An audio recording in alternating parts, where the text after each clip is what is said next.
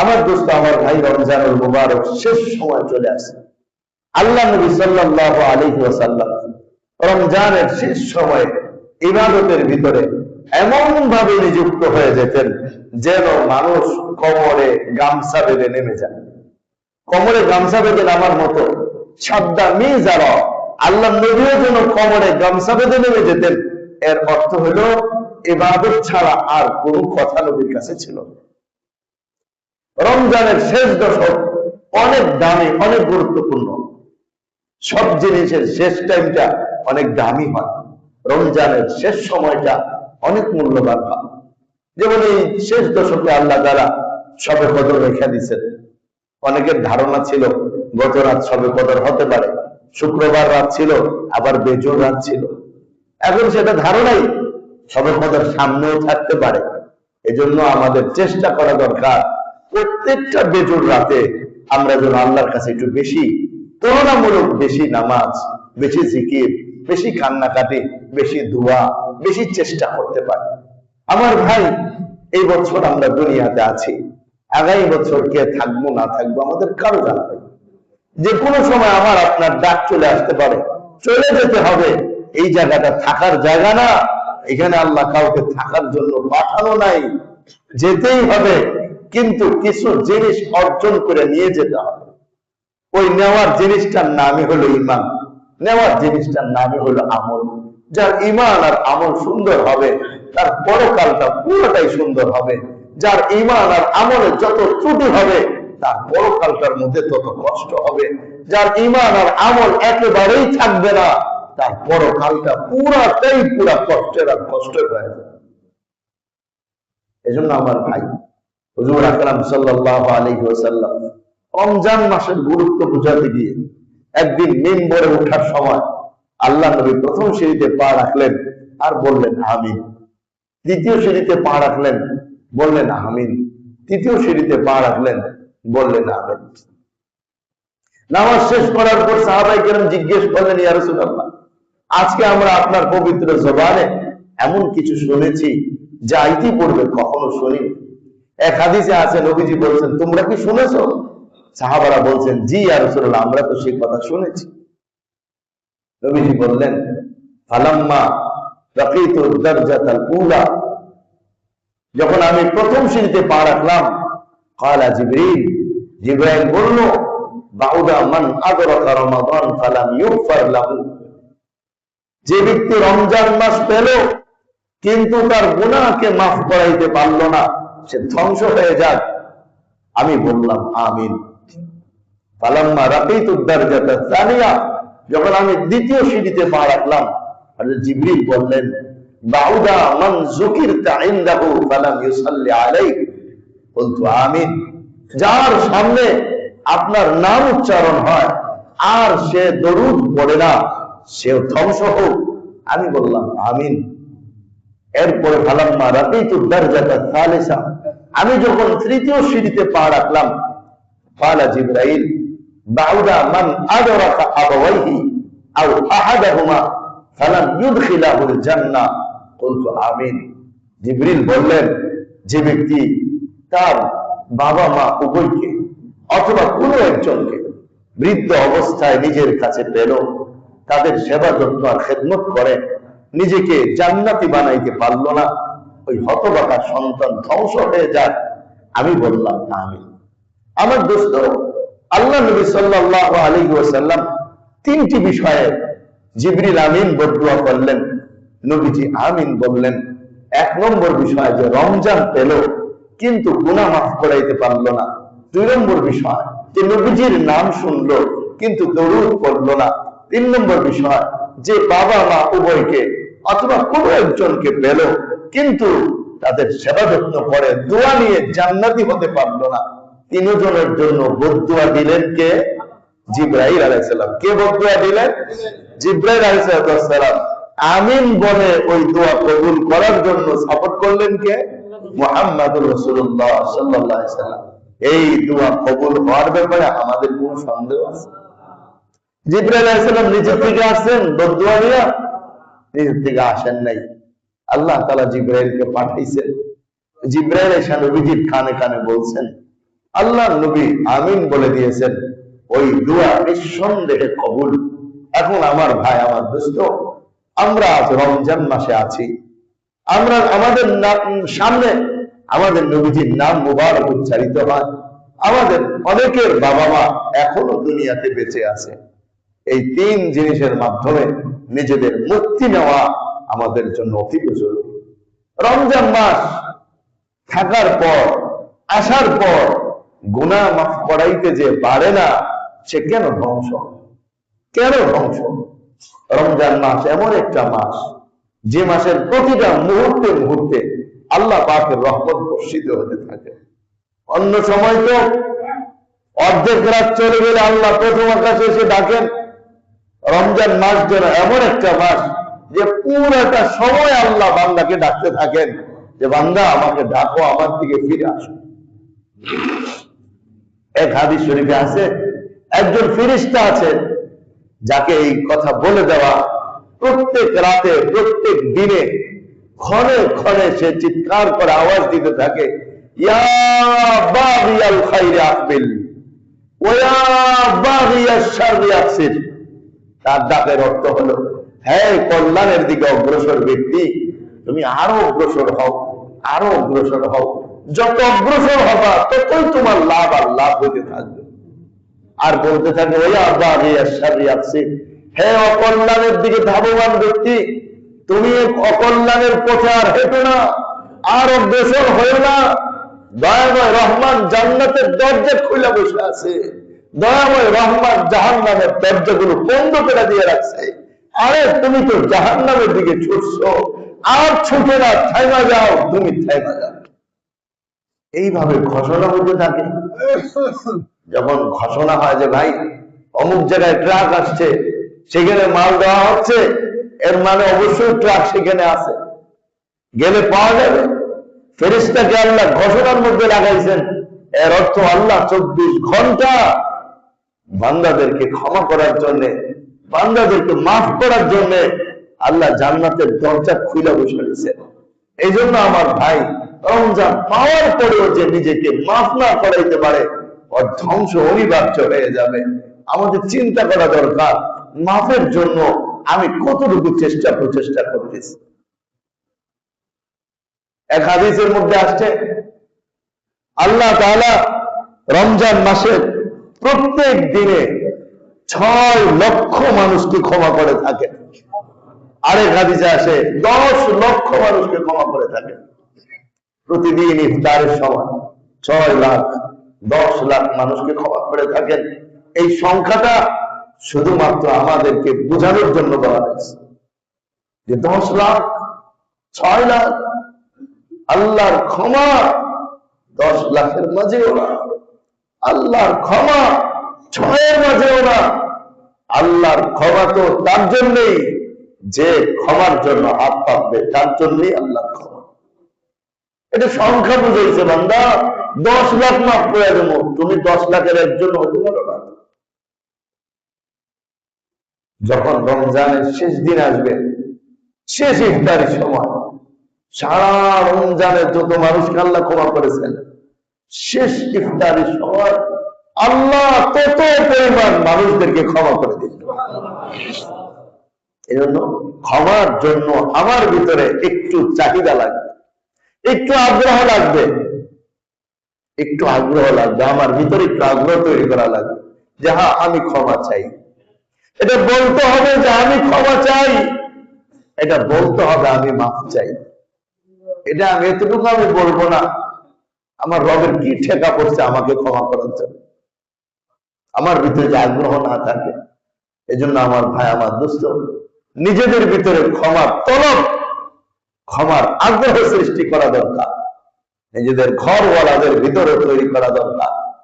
যাদের মা আছে, বাবা আছে, বিবিরা ঘরে রয়ে গেছে, তাদের কাছে ওই কথা পৌঁছায় দেওয়া দরকার যে হ্যাঁ আল্লাহ তো তাকেই মাফ করে দিবে যে মাফের জন্য হাত পাতবে, যে নিজেকে ভিক্ষুকের মতো আল্লাহর দরবারে ছোপে দিবে, অবশ্যই আল্লাহ তাকে মাফ করে দিবে। রমজানে এত লক্ষ লক্ষ মানুষকে আল্লাহ মাফ করেন, আমি যদি তাদের মধ্যে নিজেকে না বানাইতে পারি, এর জিবরিল আমিনের বদদুয়া মুহাম্মদুর রাসূলুল্লাহ আমিন বলা আমার কপালেই জুটবে, এর থেকে আমার নিস্তারের কোনো পথ থাকবে না। 2 নম্বর নবীজি বলছেন, যার সামনে নবীজির নাম উচ্চারণ হবে আর সে দরুদ পড়বে না, সেও ধ্বংস হোক। সকলেই পড়েন সাল্লাল্লাহু আলাইহি ওয়াসাল্লাম।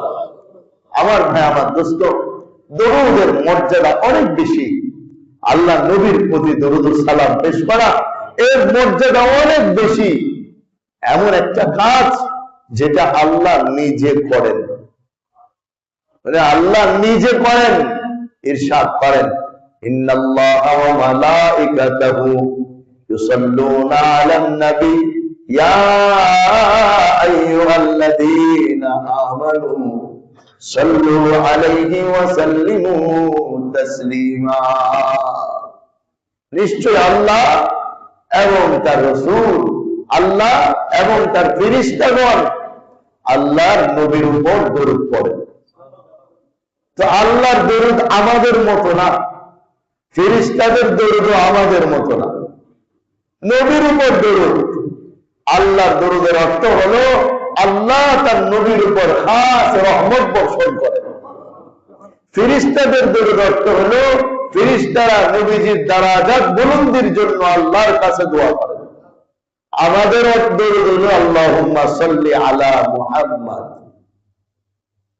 এজন্য উলামায়ে কেরাম লিখছেন, জীবনে একবার দরুদ পড়া ফরজ। জীবনে একবার দরুদ পড়া ফরজ। প্রত্যেকটা মজলিসে প্রথমবার নবীজির নাম মুবারক শুনলে দরুদ পড়া ওয়াজিব, তারপরে প্রত্যেকবার দরুদ পড়া মুস্তাহাব। এজন্য যখনই আমরা শুনবো আমাদের নবীজির নাম মুবারক, তখনই আমরা দরুদ শরীফ পাঠ করব। এক সাহাবী এসে বলছেন, কতক্ষণ দরুদ পড়ব? 4 ভাগের 1 ভাগ? বলে হ্যাঁ, পড়তে পারো, অনেক ভালো। যদি আরো বেশি পড়ো আরো ভালো। বলছে তাহলে 3 ভাগের 1 ভাগ, সারাদিনের সময়কে 3 ভাগে ভাগ করে 1 ভাগ দরুদ শরীফ পড়বো, বা 4 ভাগের 2 ভাগ পড়বো? নবীজি বলছেন এটা আরো ভালো, যদি আরো বেশি পড়ো আরো ভালো। সর্বশেষ সাহাবী বলছেন তাহলে সারাদিনই পড়ি? নবীজি বলছেন তাহলে আরো ভালো, তোমার সমস্ত প্রয়োজন আল্লাহ পুরো করে দিবে, তোমার গুনাহ আল্লাহ মাফ করে দিবে। মান সাল্লা আলাইয়া মাররাতান সাল্লাল্লাহু আলাইহি আশরান। যে ব্যক্তি একবার আমার উপর দরুদ পড়ে, নবীজি বলেন আল্লাহ তার উপর 10 বার রহমত নাযিল করেন, 10টা গুনাহ মাফ করে দেন, 10টা দারাজাত বুলন্দ করে দেন। এইজন্য আমার দোস্ত, দরুদ শরীফ যে যত বেশি পড়বে, নবীজি বলেন হাসরের ময়দানে জান্নাতে সে আমার তত কাছে থাকবে। 1400 বছর পরে আমরা দুনিয়াতে আসছি। যদি যুগের হিসাবে নবীর প্রতিবেশী নির্ধারণ করা হয়, তাহলে 1450 বছর পরের মানুষ হয়ে আমরা নবীজি থেকে কত হাজার হাজার কিলোমিটার দূরে থাকবো। কিন্তু সেই দুঃখ আমাদের মনে আসতে দেন নাই। সেই দুঃখ দূর করে দিয়েছেন আল্লাহ তাআলা নবীজির মাধ্যমে। বলে দিয়েছেন, নবীর কাছে থাকতে চাও, বেশি বেশি দরুদ শরীফ পড়ো, তাহলেই নবীজির কাছে থাকতে পারবে। দেখেন, এমন এক সুন্দর সিস্টেম বলে দেওয়া হয়েছে যে বেশি দরুদ শরীফ পড়বে সে নবীজির তত কাছে থাকতে পারবে। এজন্য যার মনে চায় নবীজিকে স্বপ্নে দেখতে, যার মনে চায় মদিনা জিয়ারত করতে, যার মনে চায় নবীর সুপারিশ লাভ করতে, সে যেন বেশি থেকে বেশি মহব্বতের সাথে দরুদ শরীফ পাঠ করতে থাকে। দরুদ শরীফ যে পাঠ করবে তার জীবনের কোন জায়গায় অভাব হবে না, কোন জায়গায় ক্ষতি হবে না, কোন জায়গায় লস হবে না। কারণ একবার পাঠ করে আল্লাহ 10 বার তার দিকে তাকা, যে তুমি আমার হাবিবের উপর একবার দরুদ পড়ো, আমি তোমার দিকে 10 বার রহমতের দৃষ্টি দিতে পারি। 3 নম্বর বিষয়, বদদুয়া থেকে বাঁচা। আল্লাহর নবী জিবরিল আমিন বলেছেন, মা অথবা বাবা দুজনকে কিংবা দুজনের যে কোনো একজনকে যে ব্যক্তি পেল, তাদের সেবা যত্ন আর খেদমত করে নিজেকে জান্নাতি বানাইতে পারলো না, সে ধ্বংস হবে। আমার দোস্ত, আমাদের অনেকের মা আছে, অনেকের বাবা আছে, কিন্তু আজকাল সমাজের ছেলে পেলেরা বাবা মার প্রতি শ্রদ্ধাশীল নয়, বাবা মার প্রতি তাদের আদর ভালোবাসা নেই। দোষ বাবা মারও আছে, দিন শিখায় না, যা মনে চায় তা শিখায়, ইসলাম শিখায় না। আজকের নামাজও তো নিয়ে আসে নাই, নিয়ে আসলেও তো কথা শুনতো যে না বাবা মা সম্পর্কে কিছু কথা। কে শোনাবে আপনার ছেলেকে এই সমস্ত কথাবার্তা? মসজিদে না আনলে, আলেমদের কাছে না আনলে, অন্য জায়গায় তো গুলো শোনানো হয় না, তো সে কিভাবে আপনাকে সম্মান করবে? সে তো জানেই না আপনাকে সম্মান না করলে, আপনাকে খুশি না করলে তার জাহান্নাম অবধারিত, এটা তো সে জানেই না। এজন্য গার্জিয়ানদের উচিত, বাবা মাদের উচিত সন্তানদেরকে প্রথমে দিন শেখা, ইসলামের বীজ তাদের ভিতরে বপন করা, আলেম ওলামাদের কাছে আনা, বয়ান মাহফিল আলোচনা তাফসীর এগুলোতে তাদেরকে অংশগ্রহণের জন্য সর্বাত্মক চেষ্টা করা। তাইলে তারা এগুলো শুনলে তখন আস্তে আস্তে বুঝবে বাবা মার হকটা কি। কোরআনুল কারীমে আল্লাহ বলছেন, ফালা তাকুল লাহুমা উফ ওয়ালা তানহারহুমা ওয়াকুল লাহুমা কাওলান কারীমা। উফ বলবা না বাবা মার সামনে, নরম নরম কথা বলবা, ঝাড়ি দিয়া গরম হয়ে কোনো কথা বলবা না। এই শব্দগুলো আল্লাহ যে ব্যবহার করেছেন, এটাকে আমরা আরবিতে বলি নাহি এর সিগা, বাংলায় বললে বলা হবে নিষেধাজ্ঞাবাচক শব্দের মাধ্যমে আল্লাহ নিষেধ করেছেন। আদেশবাচক শব্দ, নিষেধবাচক শব্দ, দুটোটাই ফরজ সাব্যস্ত করে। আদেশবাচক শব্দ দিয়ে করণীয় কাজ করা, নিষেধবাচক শব্দ দিয়ে হারাম কাজ করা। এইখানে যে আল্লাহ নিষেধবাচক শব্দ ব্যবহার করেছেন, এর অর্থ হলো বাবা মার সাথে অসদাচরণ করা হারাম। বাবা মার দোয়া, সন্তান যা হইতে চায়, মা বাবা যদি দোয়া করে দেয়, আমি আল্লাহর কসম করে বলি ওইটাই দুনিয়াতে ঘটবে। যদি মা সন্তানের জন্য দোয়া করে দেয়, ওইটাই সে পাবে। পীরের দোয়া এত কাজ করে না, মায়ের দোয়া যত কাজ করে। পীর মাশায়েখের মর্যাদা আছে, হক্কানি আলেম আল্লাহ ওলিদের মর্যাদা আছে, কিন্তু প্রত্যেকের জন্য তার মা এবং তার বাবা সবচেয়ে বড় পীর। যদিও তার বাবা নামাজ না পড়ে, যদিও তার মা শরীয়তের উপরে না চলে, তারপরে তার জন্য তার মা সবচেয়ে বড় পীর। খারাপ আচরণের সুযোগ নাই। আমার মা তো নামাজই পড়ে না, পর্দাই করে না। তোমার মা পর্দা করে না, সেটা আল্লাহ বিচার করবো। তোমার মা নামাজ পড়ে না, সেটা আল্লাহ বিচার করবো। কিন্তু তোমার জন্য, আপনার জন্য মায়ের সাথে অসদাচরণ করার সুযোগ নেই। এক সাহাবীর মা কাফের ছিল, কাফের। আবু হুরায়রা রাদিয়াল্লাহু তাআলা আম্মা কাফের ছিল। হযরত আবু হুরায়রা রাদিয়াল্লাহু তাআলা আল্লাহর নবীর কাছে আসেন, যান, এজন্য মা থাপ্পড় লাগাইছে একদিন। হযরত আবু হুরায়রা আল্লাহর নবীর কাছে কাঁদতে কাঁদতে বিচার দিয়েছেন, আমার মা আমাকে মারছে। হযরত আবু হুরায়রা বলছেন, তোমার মা মারলে আমার কিছু করার নাই, এটা তোমার মা ছেলের ব্যাপার। মা যদি ছেলেকে মারে, আমার কিছু করার নেই। দুনিয়ার আদালত এখানে বিচার করতে অক্ষম। কোন মা ছেলেকে মারে, কোন বাবা ছেলেকে মারে, দুনিয়ার আদালত বিচার করতে অক্ষম। আখিরাতের আদালতে বিচার নাই, মা ছেলেকে মারতেই পারবে। হযরত আবু হুরায়রা দেখলেন বিচার তো পাওয়া যায় না, তাইলে কি করা যায়? দোয়া চাওয়া যায়, ওটা তো নিষেধ নাই। বলছেন যে আমার আম্মার জন্য দোয়া করে দেন। নবীজি বিচার তো দিলেন না, কিন্তু মায়ের জন্য দোয়া করলেন, আল্লাহুম্মা হাদি উম্মা আবু হুরায়রা, আল্লাহ আবু হুরায়রার মাকে হেদায়েত দিয়ে দাও। এই দোয়া করার পর হযরত আবু হুরায়রা রাদিয়াল্লাহু তাআলা আল্লাহর নবীর এখান থেকে অনেক জোরে দৌড়ায় বাসায় দিতেছেন, হাইটা হাইটা না, দৌড়ায় দৌড়ায়। লোকজন জিজ্ঞেস করছে, দৌড়াই না, দৌড়াচ্ছ কেন? দেখি আমি ঘরে আগে যাই নাকি আমার নবীর দোয়া আমার ঘরে আগে পৌঁছা। যা দেখলেন নবীর দোয়া ঘরে আগে পৌঁছে গেছে। আম্মা গোসল করে পরিষ্কার হয়ে গেছে আর বলতে আরম্ভ করছে, আবু হুরায়রা আবার মুসলমান হইতে মনে চাচ্ছে, আমাকে মুসলমান সন্তানের জন্য শিক্ষা আছে। বাবা মা জুলুম করলেও তার উত্তর দেওয়া যাবে না, আনুগত্যশীল সন্তান হয়ে থাকতে হবে। একদিন না একদিন যে মা যদি আপনি মনে করেন আপনার উপরে জুলুম করতেছেন, বাবা যদি মনে করেন আপনার উপরে জুলুম করতেছেন, আপনি আনুগত্যের আচরণ করে যান। একদিন এই মা কাঁদতে কাঁদতে আপনার কাছে বলবে, বাবা আমি অন্যায় করছি তোর সাথে,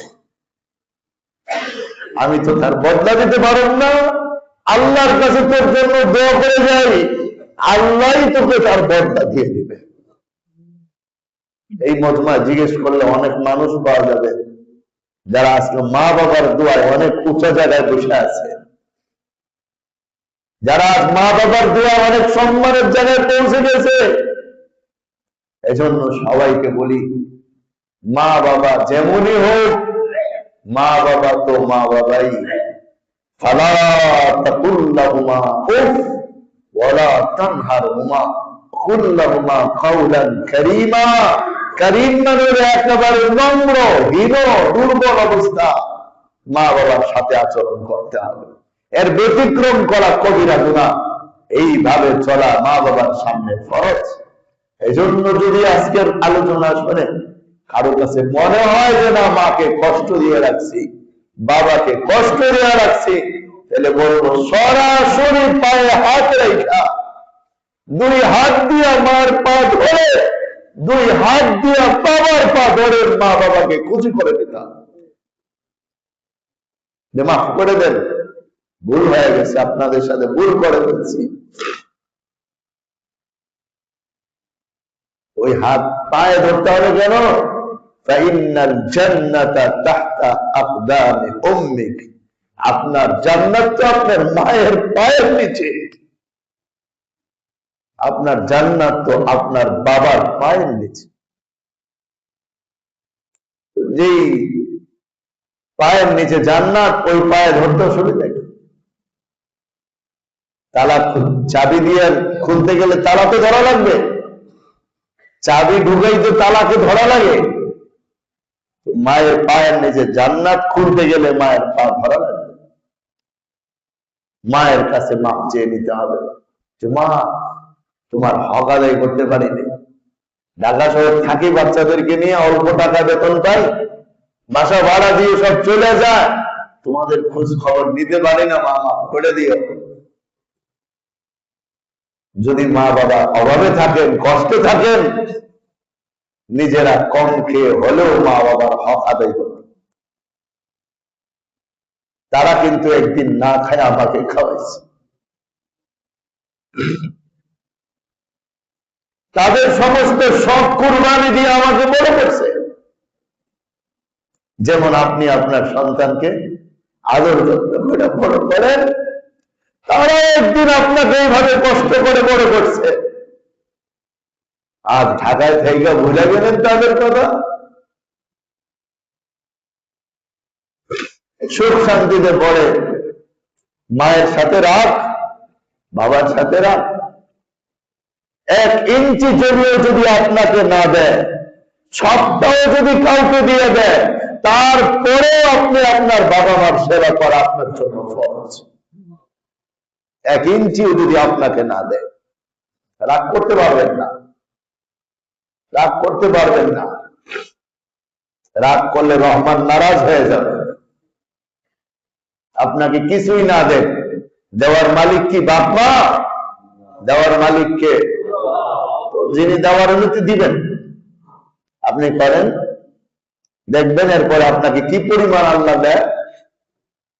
আমি এমন মানুষ দেখছি আজিমপুর কবরস্থানে মায়ের কবরের সামনে কাঁদতেছে। একদিন আমি গেছি পীরজি হুজুরের কবর জিয়ারত করতে, দেখি মায়ের কবরের সামনে কাঁদতে। আমি জানতাম না এটা ওনার মায়ের কবর, আমি জানি ওনার মেয়ে মারা গেছে। উনি বললেন আমার মেয়ের কবর, এটা আমার মায়ের কবর। আমার মা শুধু আমার জন্য দোয়া করত। গরিব ছিলাম, ওদের টাকার পয়সা নিয়ে আসি নাই, অভাব নিয়ে ঢাকা আসছিলাম, আর যা দিছে আল্লাহ ওই মায়ের দোয়াই দিছে। মা খালি বলতে তোরে আল্লাহ দিবে, তোরে আল্লাহ দিবে, তোরে আল্লাহ দিবে। আল্লাহ আমার ঠিকই দিছে, আজকে আমার মা তো কবর। আমার দোস্ত, মা চলে গেলে হয়তো কবরের সামনে গিয়ে কাঁদতে হবে। মায়ের ভালোবাসার মতো ভালোবাসা পৃথিবীতে কেউ দেয় না। নিঃস্বার্থ ভালোবাসা কেবল মা আর বাবার মাঝে আছে, আর কারো মধ্যে নাই। এটাই সত্য কথা। জীবনের অনেক ধাপে তো আমিও চলে আসছি।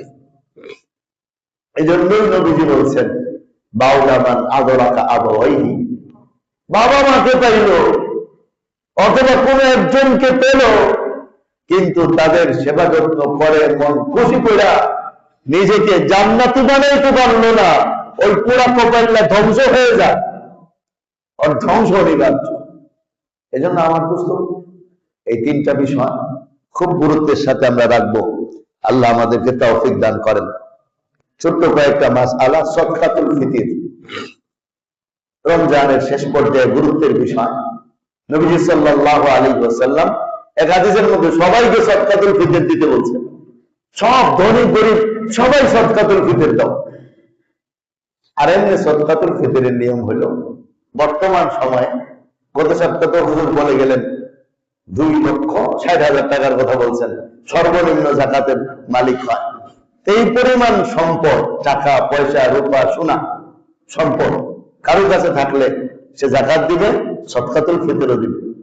একটা পার্থক্য হলো, যাকাত দেওয়ার জন্য তো স্বর্ণ রূপা টাকা পয়সা নগদ ক্যাশ লাগে, আর সদকাতুল ফিতরের জন্য এগুলো লাগবে না। প্রয়োজনের অতিরিক্ত ঘরের সামানপত্র, 5টা প্লেট হলে আপনার পরিবারে চলে, ডিনার সেট কয়েকটা আছে, জামা 3-4টা হলে আপনার চলে, কিন্তু জামা আছে 50-60টা, শাড়ি 2-3টে হলে চলে, কিন্তু শাড়ি আছে অনেক দামি দামি অনেকগুলো, সুপার সেট আছে, আরো অনেক কিছু আছে ঘরের ভিতরে, যেগুলো না হলেও জীবন চলে। এই জাতীয় সম্পদ গুলোর মূল্য যদি 2 লক্ষ টাকার উপরে হয়, তাহলেও তাকে সদকাতুল ফিতর দিতে হবে। বিষয়টা আমরা পরিষ্কার করছি না? সদকাতুল ফিতরের নিসাবটা যাকাতের মতোই, কিন্তু একটা বড় পার্থক্য হলো, যাকাত ওয়াজিব স্বর্ণ রূপা টাকা পয়সা ব্যবসার পণ্যের উপরে, আর সদকাতুল ফিতরের জন্য মৌলিক প্রয়োজনের অতিরিক্ত আসবাবপত্র গণ্য। কয়েকটি জিনিস দ্বারা সদকাতুল ফিতর আদায় করা যায়। হাদিস শরীফের মধ্যে আছে খেজুর, কিশমিশ, যব, পনির, গম। আটা দিয়ে সদকাতুল ফিতর আদায় করা যায়। আমরা বলি জিনিস দেওয়ার তুলনায় টাকা দেওয়া ভালো। আপনি চাউল দিয়ে দিলেন, ডাল দিলেন, খেজুর দিলেন, বেচারা এগুলো কিছু দরকার নেই।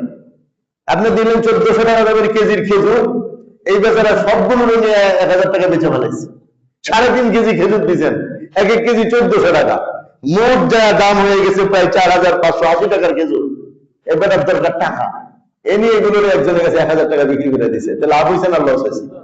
এই জন্য নবীজির এক হাদিস আছে, উবনুহুম আনিল মাসআলা, এই পরিমাণ দেওয়া যেন ওই দিন আর সে ভিক্ষার হাত না পাতে। তাইলে আসবাব দিয়া, টাকা পয়সা দিয়া সদকাতুল ফিতর আদায় করা বেশি ভালো, খাবার দিয়া সদকাতুল ফিতর আদায় করার তুলনা। হ্যাঁ, খাবার দিলে হবে, যেহেতু নবীজির যুগে খাবার দিয়েছেন সেহেতু হবে। এখন সদকাতুল ফিতরের সর্বনিম্ন পরিমাণ 1 কেজি 635 গ্রাম আটার মূল্য, সর্বনিম্ন পরিমাণ সেটা বর্তমান সময়ে 115 টাকা আছে। 115 টাকা আছে সর্বনিম্ন সদকাতুল ফিতর। দেখেন, এটা কম বেশি হতে পারে, কেউ 10 টাকা বানাইতে পারে, কেউ 20 টাকা বলতে পারে। কোন দোকানে আটা 70 টাকা কেজি, কোন দোকানে আটা 75 টাকা কেজি, তো দাম বেড়ে যাবে। 1 কেজি 635 গ্রাম আটার মূল্য হিসাবে 2.25 গুণ, তখন তার মূল্য 115 টাকা। জব দিয়ে যদি কেউ সদকাতুল ফিতর আদায় করতে যায় তাহলে 3 কেজি 270 গ্রাম দিতে হবে। যদি 230 টাকা কেজি হয় তাহলে 755 টাকা হবে সদকাতুল ফিতর। কিসমিস দিয়ে যদি কেউ সদকাতুল ফিতর আদায় করতে চায় তাহলে 3 কেজি 270 গ্রাম, এর মূল্য 850 টাকা যদি কেজি হয় তাহলে 2780 টাকা হবে। পনির দিয়ে যদি কেউ সদকাতুল ফিতর আদায় করতে চায় তাহলে 3 কেজি 270 গ্রাম 900 টাকা কেজি যদি হয় তাহলে দাম আসবে 2943 টাকা। খেজুরের আইটেমের তো অভাব নাই। এখন যদি 1400 টাকা দামের খেজুর কেজি হয় তাহলে 3 কেজি 270 গ্রামের দাম আসবে 4580 টাকা। তাহলে সদকাতুল ফিতর আদায় করার ক্ষেত্রে যাদের যেরকম তৌফিক আছে ওইভাবে আমাদের সদকাতুল ফিতর আদায় করার চেষ্টা করা দরকার। আর এই সদকাতুল ফিতরে যাকাত যাদেরকে দেওয়া যায় তাদেরকেই দেওয়া যায়। আপনার যেখানে ইচ্ছা গরিব মিসকিন যাদের প্রয়োজন আছে এরকম হোক, নিজেদের আত্মীয় স্বজন হতে পারে, কোন মাদ্রাসা হতে পারে। আসলে মাদ্রাসায় যাকাতের টাকা পয়সা দেওয়া যায় না, দিতে হয় মাদ্রাসার গরিব ছাত্রদের জন্য। সেটা আপনাদের যার যেখানে খুশি দিতে পারেন। আর আমাদের এখানে নাজাত প্রাথমিক মাদ্রাসা আছে, এখানেও যাদের ইচ্ছে হয় আপনারা দিতে পারেন। এখান থেকে আবার 2000 টাকা করে আমাদের নাজাত ছাত্রদের গার্জিয়ানদেরকে, অভাবী পরিবারদেরকে এক একটা প্যাকেজ দেওয়ার ইচ্ছা করা হয়েছে। গত সপ্তাহে এলান হয়েছিল, মাশাআল্লাহ অনেকে শরীক হয়েছেন। বাকি অন্যরা চাইলে আলহামদুলিল্লাহ এখানে শরীক হতে পারেন। আল্লাহ তাআলা আমাদের সকলকে আমাদের এই কাজগুলো যথাযথভাবে আদায় করার তৌফিক দান করেন। ওয়া আখিরু দাওয়ানা আলহামদুলিল্লাহি রাব্বিল আলামিন।